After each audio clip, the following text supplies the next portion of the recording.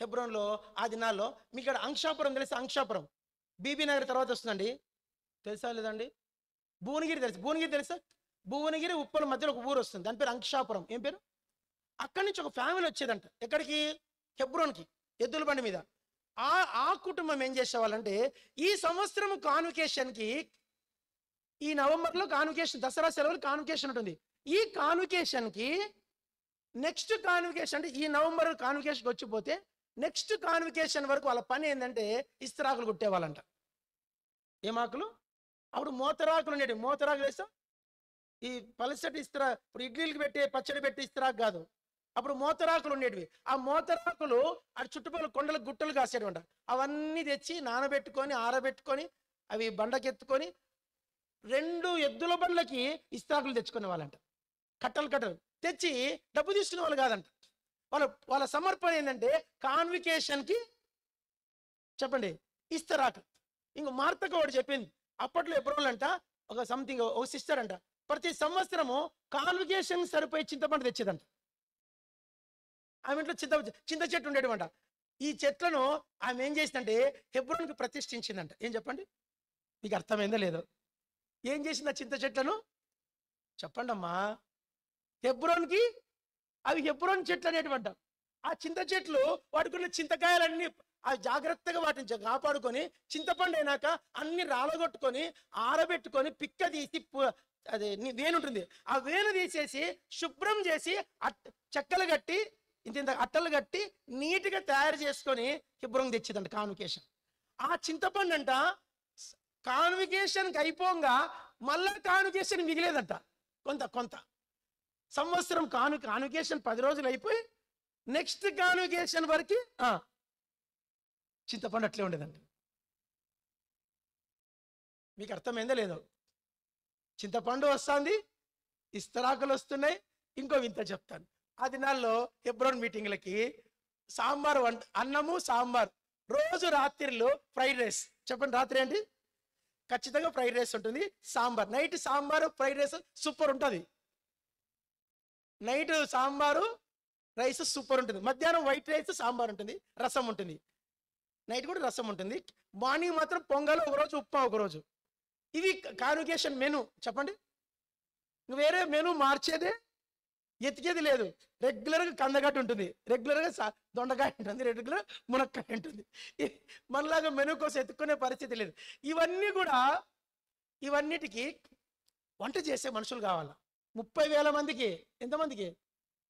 30,000 మందికి వంట చేయాలా, కూరగాయలు కడగాల, నీళ్లు చూసుకోవాలా, వడ్డించాలా, తిన్నవి మళ్ళా ఆండాలు కడగల్లా, కడిగిన మళ్ళీ ఎత్తి పెట్టాలా, మళ్ళీ నైట్ కల్లా మళ్ళీ రెడీ, 3 పూట్లు రెడీ చేయాలా. ఒక బ్యాచ్ వచ్చేవాళ్ళు, ఒక 25 మంది ఒక్కొక్కడు ఉండేవాళ్ళు. వాళ్ళు తమిళనాడు వాళ్ళు, ఎక్కడోళ్ళు ఇంత ఉండేవాళ్ళంట. వాళ్ళు వచ్చేవాళ్ళంటండి. ఆ బ్యాచ్ ఉండేదంట, తమిళనాడు వంట బ్యాచ్. ఆ 25 మంది వచ్చేవాళ్ళంట. 3 షిఫ్ట్లకు వాళ్ళు మార్చుకునే వాళ్ళంట. బ్రేక్ఫాస్ట్ వీళ్ళు, ఈ బ్యాచ్, మధ్యాహ్నం లంచ్ ఈ బ్యాచ్, లంచ్ చేసిన వాళ్ళు నైట్కి ఉండరు, నైట్ బ్యాచ్ వీళ్ళు. ఆ 10 మంది వీళ్ళు దిగితే హెబ్రోన్ బ్రదర్స్ కొంత హెల్ప్ చేసేవాళ్ళండి. కాన్వికేషన్ వచ్చే కొంతమంది బలంగా ఉండాలి. అట్లా పొద్దున ఒక 20-50 మంది, మధ్యాహ్నం 50 మంది, రాత్రికి 50 మంది, పూటకు 100 మంది వంట చేసేకి. చిన్న విషయం, ఆ సాంబార్ కథ చెప్తా అన్నారు. చెప్పండి, మీరు నమ్మండి. ఫస్ట్ కూరగాయలు స్టార్ట్ చేస్తాడు. చెప్పండి, కూరగాయల దగ్గర వాడు హెబ్రోన్ నుంచి కూరగాయలు పోయేటప్పుడు ప్రార్థన చేసుకొని పోతాడంట. ఎక్కడికండి? మొండా మార్కెట్ తెలుసా మీకు? గాంధీ హాస్పిటల్ వెనకలు ఉండేది మొండ, ఇప్పుడు లేదు లేండి. ఇప్పుడు ఉందా? లేదు, తీసేశారు. మొండా మార్కెట్. ఇక్కడి నుంచి పోయేటప్పుడు ఆటోలో ముందు ప్రార్థన చేసుకోవాలి. కూరగాయలన్నీ కొన్నాక అక్కడి నుంచి వచ్చేటప్పుడు మళ్ళీ ప్రార్థన చేసుకోవాలంట. ఆటోకి, కూరగాయలకి చేసుకున్నది. అప్పుడు ఆటోలు లేవులేండి, అప్పుడు సైకిల్లే. ఏమనుకోకండి, బక్సింగ్ గారి దినాల్లో ఆటోలు లేవండోయ్. ఉంటే రిక్షాలు ఉండేటివేమో. రిక్షా, నేను ఎప్పుడైనా వచ్చిన కొత్తలు కూడా ఆటోలు లేవు. 93లో ఆటోలు అంతగా లేవు, రిక్షాలే ఉండేటివి. చార్మినార్ పోవాలంటే రిక్షా మీద పోయేవాళ్ళం, జియాగూడలో రిక్షా మీద, ఆర్టీసీ బస్సులు ఉండేటివి. సరే, ఇప్పుడు బస్సులో తెచ్చేవాళ్ళు కష్టం. ఇప్పుడు మీరు ఇక్కడి నుంచి ఆటో ఎక్కక ముందు ప్రార్థన చేసుకోవాలి. అక్కడ తీసుకున్నాక ప్రార్థన చేసుకోవాలి. మళ్ళీ తర్వాత తెచ్చినాక ప్రార్థన చేసి వాళ్ళు ఇచ్చేసేయాలి. వాళ్ళు ఏం చేయాలి? మళ్ళా తరిగేటప్పుడు ఏం చేయాలమ్మా? హెబ్రోన్లో కూరగాయలు తరిగిన వాళ్ళు చెయ్యొద్దండి. కూరగాయలు నరక ముందు ఏం చేయాలా?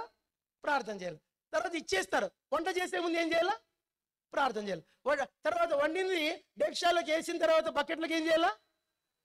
మళ్ళీ అది మళ్ళీ ప్లేట్లో ఇస్తరాకులకు వచ్చేటప్పుడు ఏం చేయాలా? అంటే ఆ సాంబార్ ఎన్నిసార్లు ఆ సాంబార్లో ఉడికిన కూరగాయలు ఎన్నిసార్లు ప్రార్థన ఏంటిదండి వాడికి?